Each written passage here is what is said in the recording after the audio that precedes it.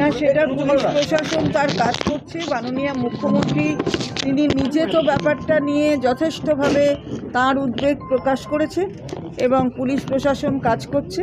আমাদের বিশ্বাস যে নিশ্চয়ই যারা এর মাথা আছেন, পেছনে আছেন, তারা উপযুক্তভাবে তাদের ধরা পড়বেন এবং উপযুক্ত পদক্ষেপ নেওয়া হবে, সেগুলো পুলিশ প্রশাসন দেখছে।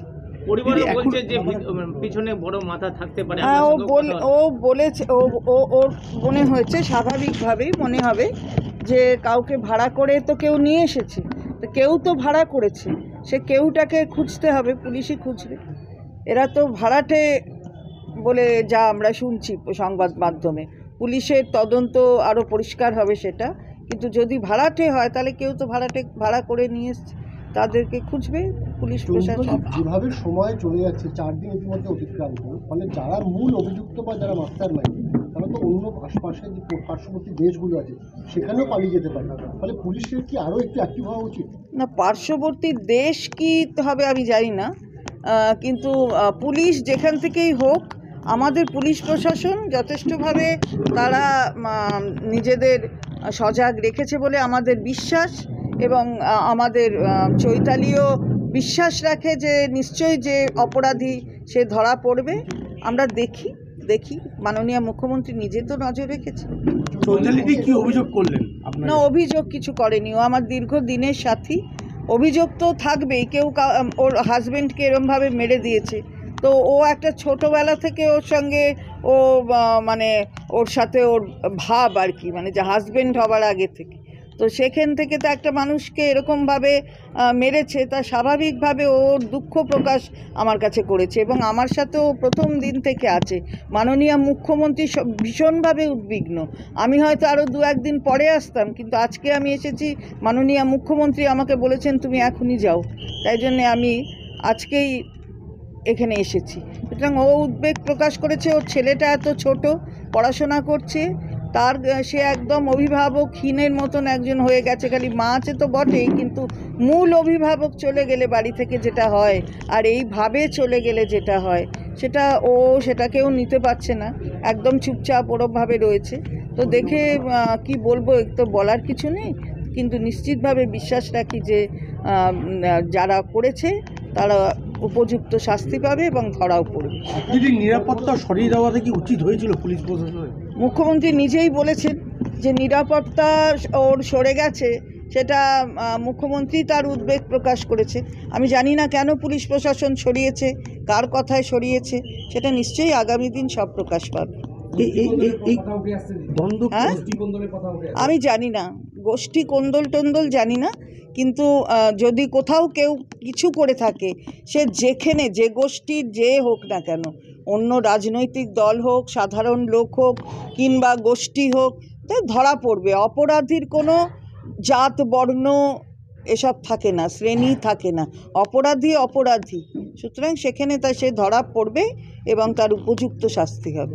তিনি নিজেও বলেছিলেন যে পিছনে কোনো রাজনৈতিক বড় মাথা থাকছে না, আপনি সেটা মনে করেন? না, অবশ্যই কিছু না কিছু তো থাকতেই পারে, সেটাই তদন্তে উঠে আসবে। কারণ এই যে আমি প্রথমেই বললাম, যদি কাউকে ভাড়া করে নিয়ে আসে পাশের রাজ্য থেকে, তার মানে কেউ তো করেছে, তাহলে নিশ্চয়ই কেউ আছে, সেগুলো দেখবে পুলিশ, সেটা আমি বিশ্বাস রাখি। দলের মধ্যে সেটা কিন্তু আমি তো আগে থেকে বলতে পারবো না, আমি তো অ্যাস্ট্রোলজার নই, কি করে বলবো? পুলিশের রিপোর্ট কি আপনাকে দেওয়া হচ্ছে? না, আমি কিন্তু পুলিশের রিপোর্ট আমাকে পুলিশ দিতে বাধ্য নয়। পুলিশের রিপোর্ট যা দেবে তা মাননীয় মুখ্যমন্ত্রীকে দেবে। সুতরাং পুলিশ নিশ্চয়ই সেটা খুব সচেতন এবং সজাগ হয়ে কাজ করবে এবং করছে, এটা আমার বিশ্বাস। কারণ তাকে রিপোর্ট করতে হবে মাননীয় মুখ্যমন্ত্রীকে।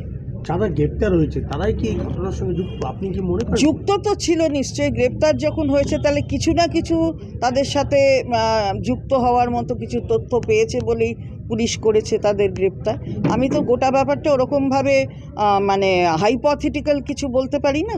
সুতরাং নিশ্চয়ই আপনারা সবাই জানবেন, এটা অত্যন্ত দুঃখজনক শুধু নয়, মানে বেদনাদায়ক তার থেকে অনেক বেশি, যে এরকমভাবে যদি কাউকে চলে যেতে হয়, যে এতগুলো মানুষের অভিভাবক হিসাবে কাজ করতো, তাকে যদি এরকমভাবে চলে যেতে হয়, তাহলে নিশ্চিতভাবে সেটা একটা বড় দুর্ভাগ্যজনক ঘটনা, সে বিষয়ে কোনো সন্দেহ নেই, কিন্তু সেটা নিশ্চয়ই নিষ্পত্তি হবে।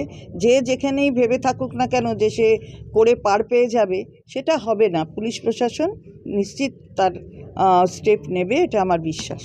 পুলিশের এত সিকিউরিটি রয়েছে, এত নজরদারি রয়েছে, তাও সত্ত্বেও এই ধরনের প্রকাশ্যে দৌরাত্ম দুষ্কৃতীদের না, নজরদারি থাকার মাঝে নজরদারি নেই এটা কেউ কখনো বলতে পারবে না, কিন্তু তার মাঝেই হয় বিএসএফের নজরদারি আছে, তারপরেও জঙ্গিরা ঢোকে। তাহলে কি নজরদারিতেও সেখানে কোথাও কিছু করেছে, তার ফাঁক ফোকর খুঁজে বার করেছে।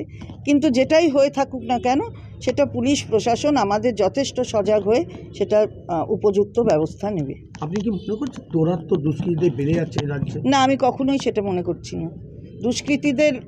দুষ্কৃতীদের কাজটা নিশ্চিতভাবে খুবই খারাপ, কিন্তু তার মানে আপনি যদি বলেন যে বেড়ে যাচ্ছে রাজ্যে, তা নয়। এটা বহু রাজ্যে হয়, আপনারা আবার সেই রাজ্যগুলো দেখেন না। তাদের থেকে যদি হিসেব করি তাহলে আমাদের রাজ্যে হয়তো কম, কিন্তু কম সেটাও হওয়া উচিত না। আমি তাকে প্রেজ ওয়ার্দি অথবা তাকে আমি সমর্থন করছি তা নয়, এতটুকুন হলেও সেটা খারাপ। সেটা পুলিশ প্রশাসন সেদিকে নজর রাখছে। সিআইডি তদন্ত কি করার সেটা মাননীয় মুখ্যমন্ত্রী বলবেন, আমি এসব বলতে পারি না। আমি এরকম হাইপোথেটিক্যাল বলবো না, বলে আমাকে বলতে পারবেন, আমি পারবো না। Thank you.